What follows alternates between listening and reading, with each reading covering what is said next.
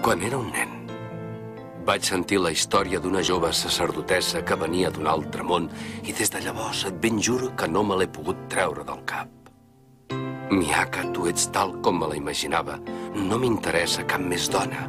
Jo només vull saber més coses de tu, el que sigui.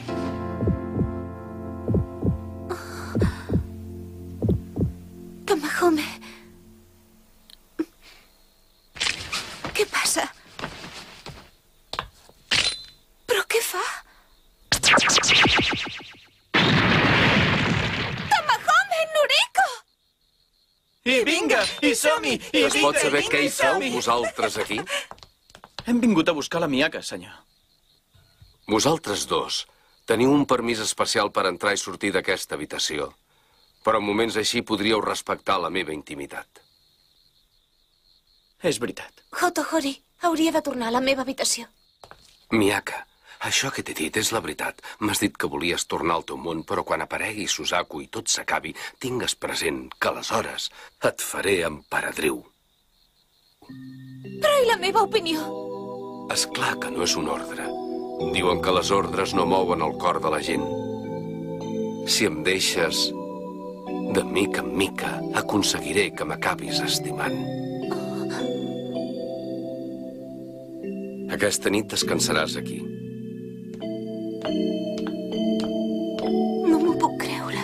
M'acaba de proposar que ens casem.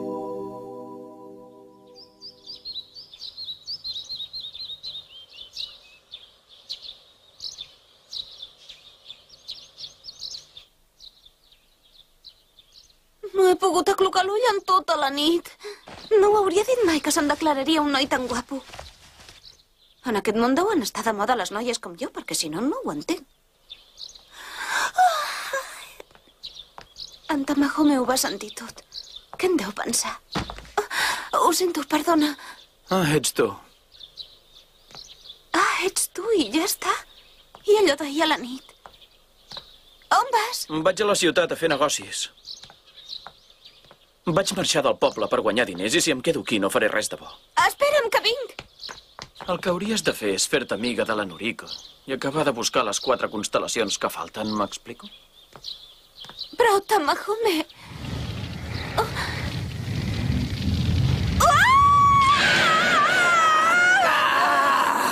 Noriko! No m'havies dit que entre tu i el Hotohori no hi havia res? Doncs si és així, es pot saber què hi feies passant la nit a la seva habitació?